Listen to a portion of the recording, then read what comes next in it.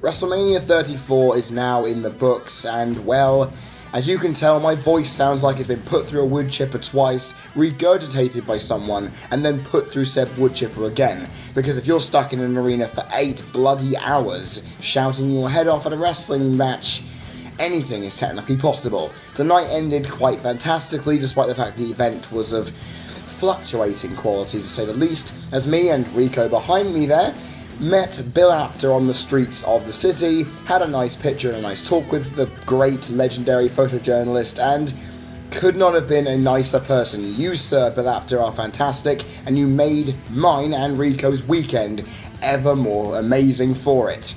God, looks like coming to New Orleans was worth it after all, right? Anyway, the entire event was 8 hours long. We sat on our asses, did everything we needed to do to make it as exciting as humanly possible. But here is my immediate reactions, albeit later than expected, on this show. Onto the Giant Memorial Battle Royal kicked things off on the pre-show. It was a standard Battle Royal that had some fun elements and some interesting eliminations. I apologise if my voice turned out to be a hindrance. That is my own fault for not knowing my limits. And it ended with a surprising interference from Bray Wyatt, helping broken or woken Matt Hardy to the victory, leaving the face tag team in its wake, and inevitably, oh yes, a trophy they can idolise. That should be fun going forward. The Battle Royal was not the most interesting thing in the world, but everyone was left happy by the victor at the end of the day, so I guess they can be pleased with that, and have enough intrigue as to where it'll go from here. Cedric versus Ollie for the Cruiserweight Championship was a fun and nicely executed babyface match where both men's athletic ability and risky spots came to the forefront as their desire to win and overcome all the odds created a very entertaining contest. It mattered to them, and the crowd replied in jest with some enthusiasm to boot as they stepped up the pace and made it all worthwhile. Cedric got the long overdue win and the title he's been needing probably since early last year, and he got a hug from Jake Maverick for all due concerns. It was the first good match of the night, and a very decent showing from both men. It should have been on the main show given what we got with some things later on in the evening, and that's a good thing. 205 Live, you may have my attention going forward. I would just say this though, you need to make more heels to ensure that title does not become a babyface orientated scene. My opinion, of course, and I'm just one guy on the internet. You guys may think better, who really cares? The Women's Battle Royal followed up next, and much like the men's version, it was a standard Battle Royal with a couple of eliminations surprising you when they happened, and the shock at which they did. Becky Lynch, I'm looking at your direction for that one. However, it boiled down, as we expected, to Bayley and Sasha, but it had a swerve that many of us didn't see coming, as Bayley did what Sasha did to her at the Chamber, throwing her out and seemingly winning the whole thing. Of course, Naomi hadn't been eliminated, she chucked Bayley out, both of them were seething on the outside as the great women's wrestler that Naomi has become, celebrated becoming the first ever Women's Battle Royal winner at WrestleMania. Then again, the trophy still looked like crap next to her. It'll look crap next to anybody, you can pretty much bank on that. It was expected, then again, that this match would be as formulaic as humanly possible, but it gave us something interesting and entertaining. I can't really complain, despite the fact that I hate the pre-show matches and don't rate them anyway. So when the review comes, don't expect me to give these any time. We go on to the main show, of course, with America the Freaking Beautiful, which normally I would skip over, but Chloe X Halle did a fantastic job, leaving goosebumps and shivers up both of our spines. Rico, you can attest to that.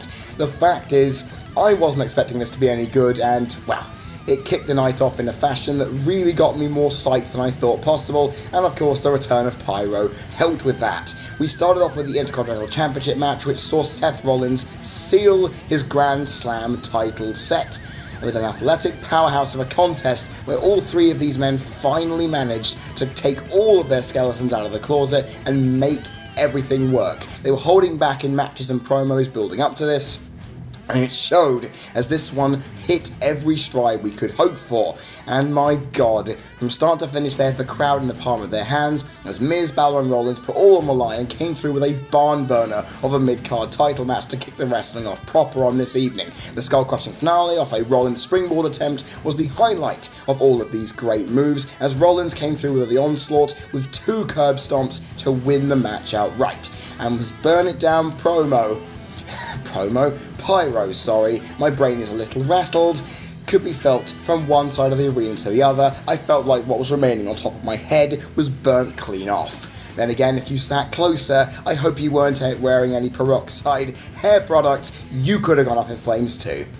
That's just what I'm thinking. Flair versus Asuka for the Women's Championship came next, and we knew this was going to be good. If you didn't think it was going to be good, what kind of planet are you living on? The fact is, we know these two have very stunning technical ability, but the aggression and physicality alongside some fantastic psychology, the Charlotte and Asuka's arms and legs respectively being targeted and sold, really put this into the stratosphere. It's an awesome wrestling match with a never say die attitude being sewn into the narrative, making it that much more glorious to watch. Right up until its conclusion, however, as well, Charlotte won. No one some people expected it, I know I didn't, which is why I had my mouth completely dropped open for its entirety at the end. So, I can't really say much there. Asuka was humble in defeat and respectful of arguably the greatest women's wrestler that the business has ever seen at this point. You may complain, but WWE have built Charlotte up to be so, anything is technically possible. The crowd were not receptive of that ending, but they were receptive of the entire match, and it set a standard that pretty much every match on the card had difficulty living up to. Understandable. And of course, New Orleans has a new reputation as a place where streaks come to die. Logically, they would do. Now, the US title Fatal 4-Way followed up from there in the first damper of this evening, thanks firstly to the lack of interest, following by its lack of interest in the finish as well, because Mahal winning sucked all the enthusiasm out of the room. We were all expecting Rusev Day to have a massive, huge celebration, and, well, the match was building up to such a thing, except the fact that Mahal came in with the class and ruined it. Yeah. Fact is that this match was just as forgettable as the winner of it at total. Here's the thing, I'm hoping Mahal does better with this championship than his WWE Championship victory, and makes entertaining television, but knowing his history, I'm not entirely sure. This match was nothing special, with a lot of cluster frick near falls, and inevitably, it could have been executed better. They didn't have enough time on their hands to really make much of it. It's to be expected from a title match. We never really had much hope for going into it, and the hopes that we did have were dashed. That being said, I can appreciate the work put in by all men considered. That's, however, nothing compared to the sorrow I feel for the fact that Rusev, despite having the biggest reaction of the whole bloody evening up until a few matches later, got completely and utterly left out on the side. That's not a good thing. It's not a great thing either. I'm just hoping Rusev can rebound from this and gain that title eventually on a fully fledged face turn. Now we had the match that I think many people were expecting was going to be really, really bad, because it has Ronda Rousey in it, Angle hasn't wrestled for a while, and Triple H and McMahon, Stephanie being in this case, weren't in the best ring shape you could think, considering they both haven't wrestled for a while. I'll say this was surprisingly the match of the evening. I can't believe I'm saying that either, especially from a story perspective anyway. Many thought this would suck, but all 4 participants made it feel as epic and as entertaining as humanly possible, as Rousey made a good account of herself, with reckless abandon as the ruthlessness of her grapples came to the forefront with shocking effectiveness, while her strikes were as domineering as one would expect from a former UFC champion. And, well, her in-ring psychology with the working and selling of body parts was just as on point as it could be. I loved that immensely, if you could not tell already. It's what I love anyway.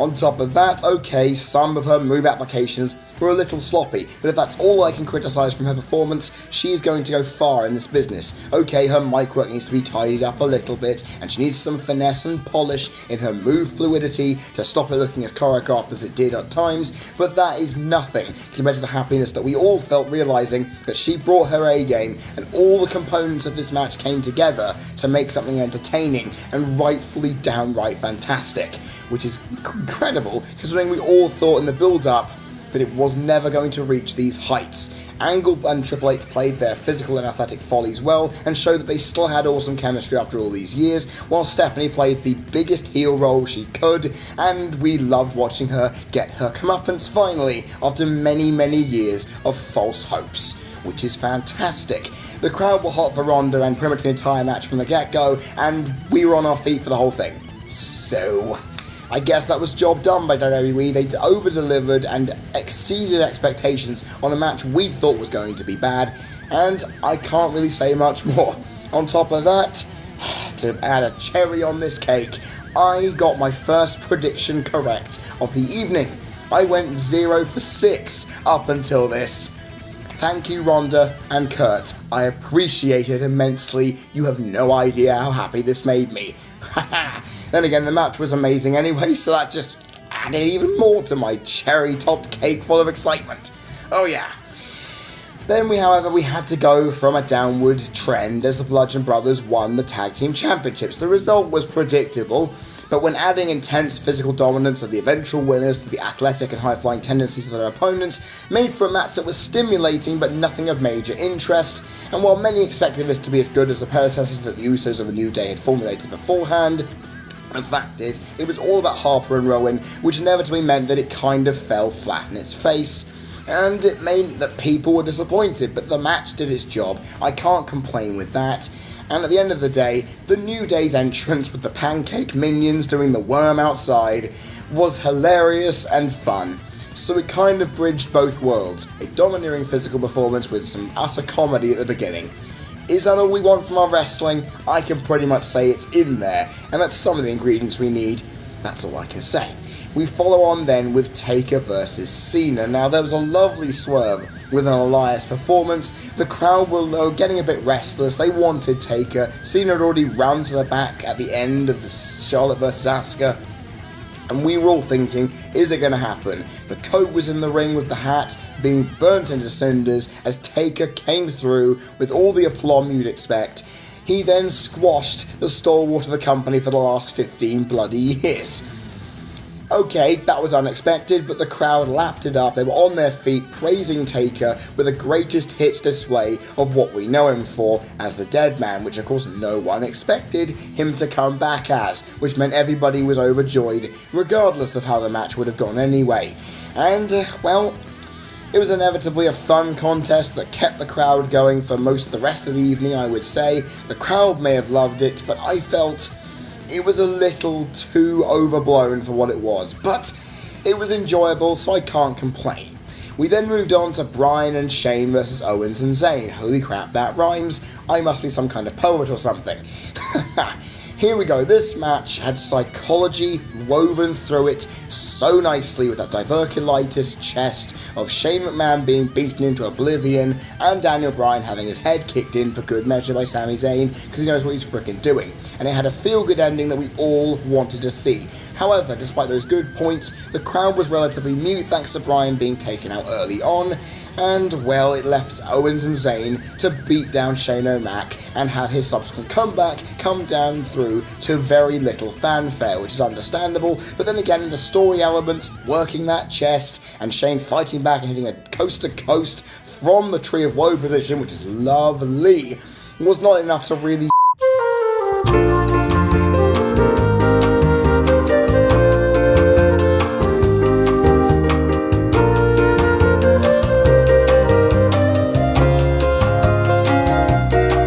can't be understated that the villains did their part, Shane did his, and, well, it was just waiting to get out of first gear as Daniel Bryan came in and kicked into overdrive a greatest hits package of his own, of his great moves, leaving the crowd happy and jubilant that the big villains lost. And Daniel Bryan, in the place where he won his title 4 years ago, got redemption for all the issues he's had over the last few years.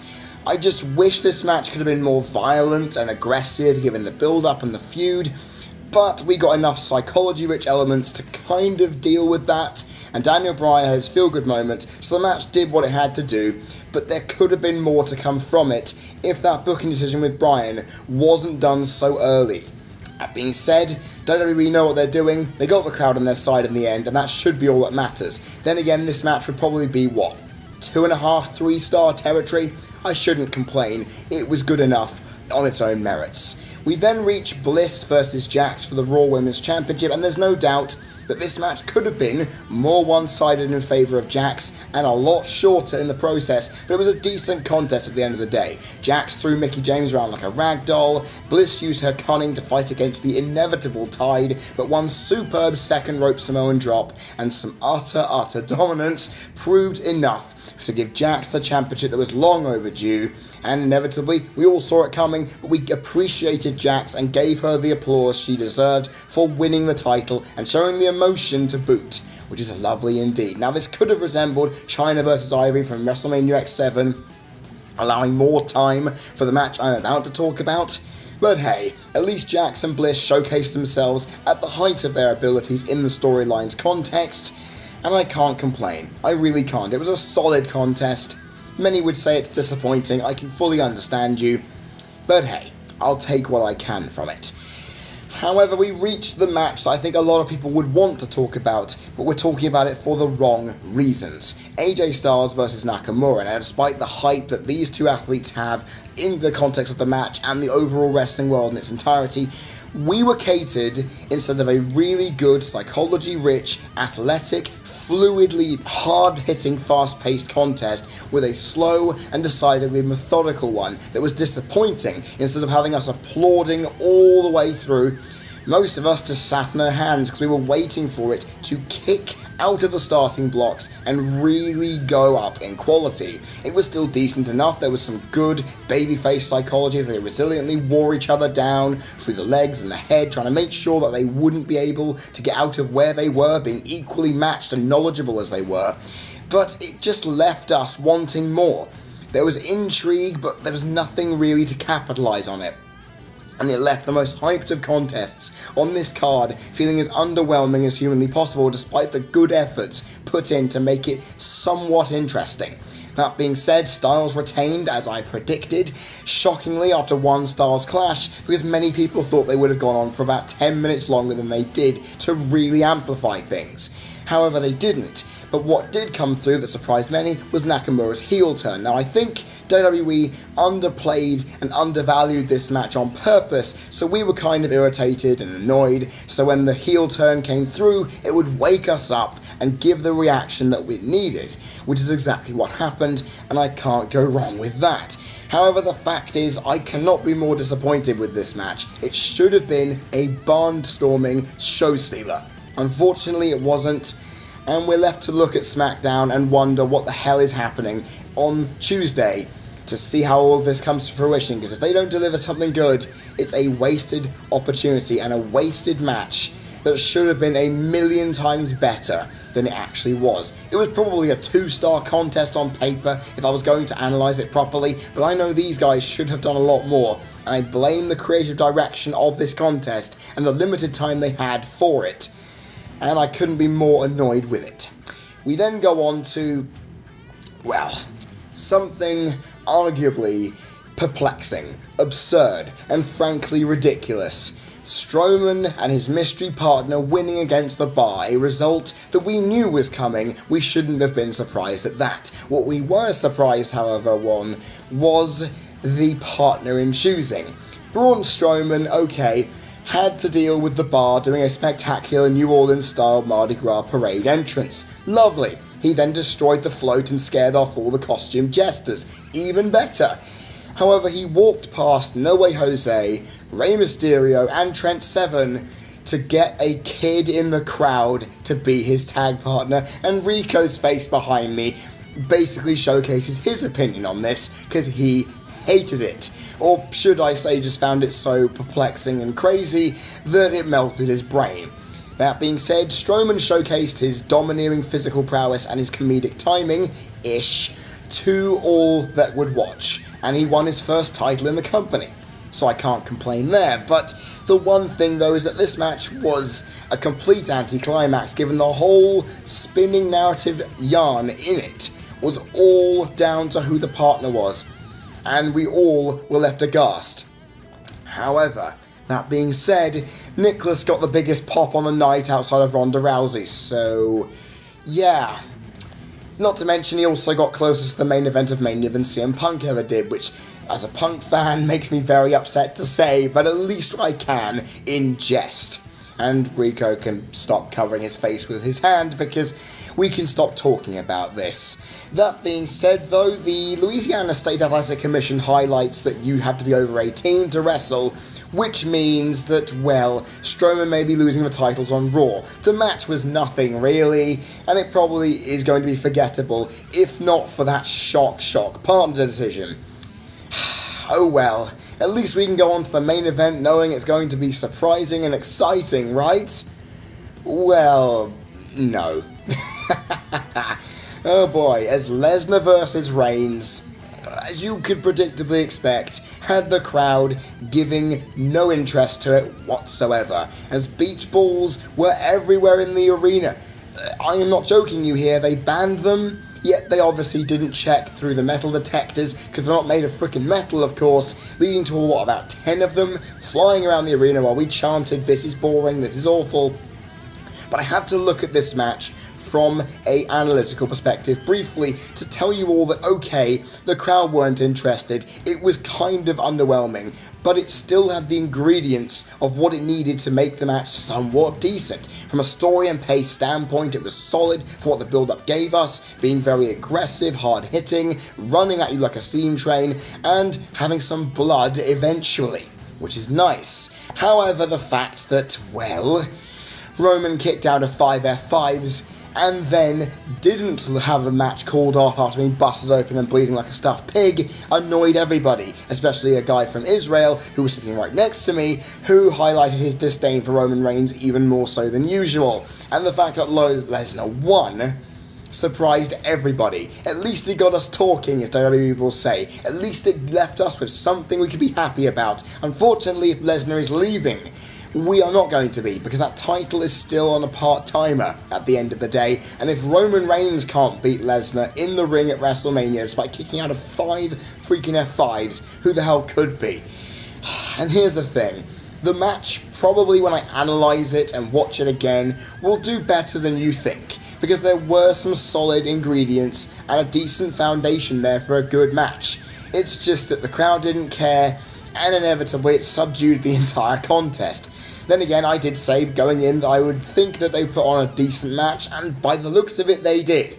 I'll decide to watch it again to be certain, and it leaves us going into Raw with a lot of intrigue for this entire feud, because where does it go from here? Who's going to be the champion? What's going to happen with Heyman and Lesnar? Is Reigns going to fight back somehow? We don't know. Raw had better have the answers, or we're going to be in a very, very annoyed mood. I can't wait for tonight. It should be a lot of fun. So what do I feel about WrestleMania in total then? I feel from a casual live perspective it was a very good, mostly entertaining event despite some very perplexing decisions, booking, and in context of the whole evening for swerve-wise. But it's not going to be as good as Mania 30. No, not many Manias are going to be. But I will say this, I got my money's worth. I was around a lot of great fans who made the night ever more fantastic, including a guy who sounded and looked like Sami Zayn, being drunk as hell throwing out stuff that you couldn't even broadcast on television. It was quite hilarious. On top of that, the Superdome is a fantastic venue, the pyro was great, most of the matches were above average to great, outside of a few duds and an obvious disappointment. And overall, sitting 8 hours in the Superdome, was it worth the time and money invested? I would say so. This WrestleMania will need to be analysed in full in the next fortnight when I arrive back in the UK for me to give my complete and utter opinion on it. However, for the live reaction standpoint, I enjoyed the night. I was left annoyed and frustrated, yes, but I still had a good time. And that's all that matters. The fact is, though, we now have to go into Raw, hoping it can all be built on and made something interesting. Also, SmackDown 2, I won't want to forget about them, because we're going to both shows. Ain't that right, Rico?